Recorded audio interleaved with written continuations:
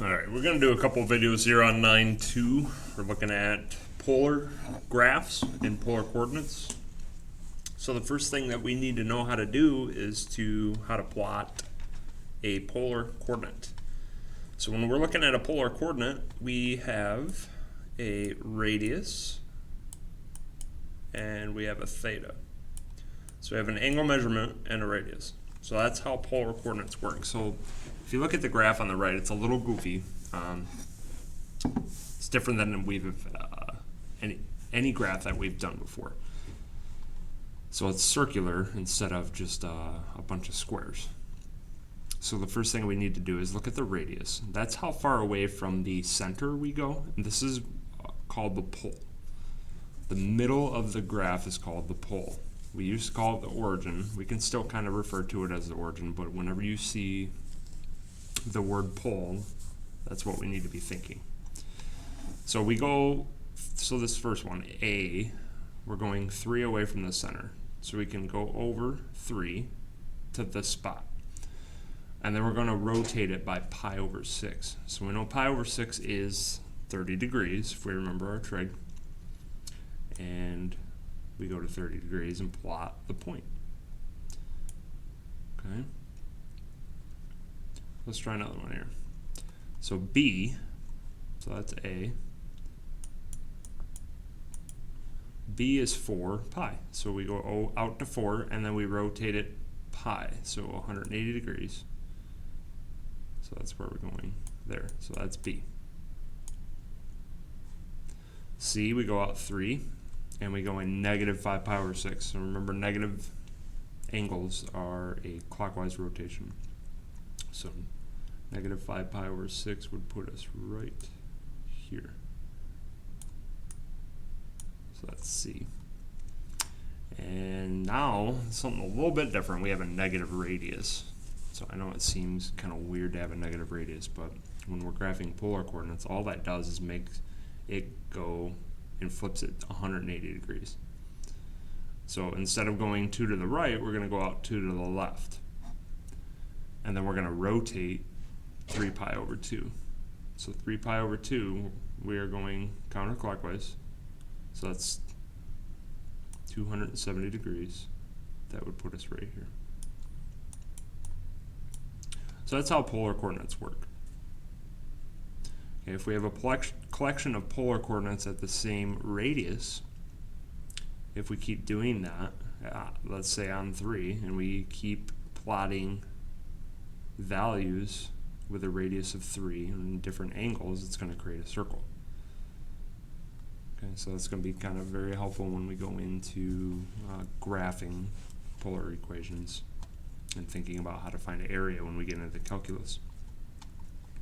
Alright, next thing we're going to look at in this video is how to convert a point.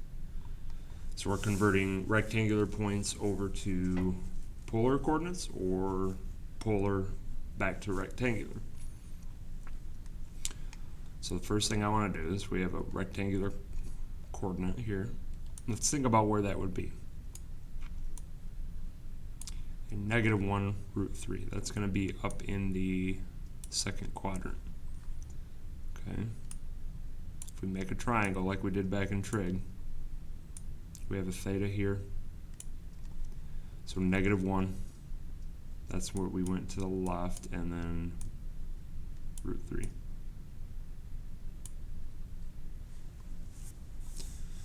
Okay. So now if we go ahead and do Pythagorean theorem, we find out that the hypotenuse is 2. Alright, so this should look pretty familiar. This is a 30, 60, 90 triangle. We're just in the second quadrant. So what it wants us to do is to create a polar coordinate based on this given information. So a radius has to be positive, and theta has to be positive. So the radius is the hypotenuse. That's how far out we went. Here's the coordinate right here. So the radius is 2. And how far did we go? Well, if we look at the type of triangle, we said it was a 30, 60, 90 triangle. So this is our 60 degree right here, our theta. We know that in radians, that's pi over 3. So we had to go 2 pi over 3 to get over in the second quadrant. So this triangle has a reference angle of pi over 3. Alright, same coordinate, but we're dealing with a positive radius and a negative angle this time. So radius is still 2. Alright, so now we have to go from our standard position, we have to go around clockwise. So we went around negative pi and then another pi over 3. So that's going to be negative 4 pi over 3.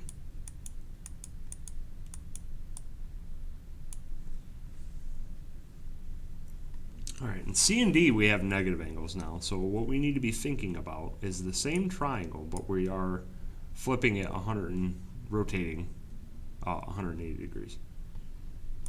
So that's going to put us down in the fourth quadrant. So same triangle, same information. We have length 2, go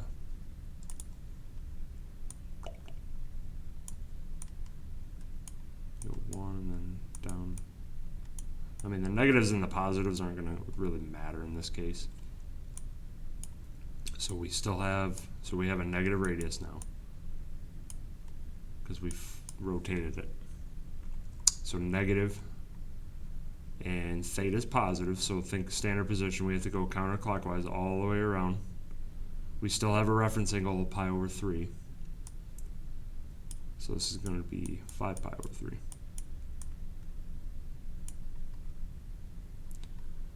And then negative radius, negative angle. So we're still dealing with a negative 2 radius.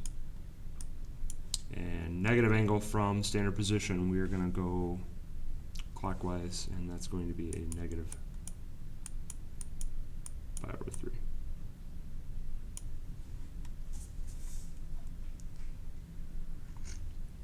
Okay, so I'm going to stop this here, and I'm going to make another couple videos here.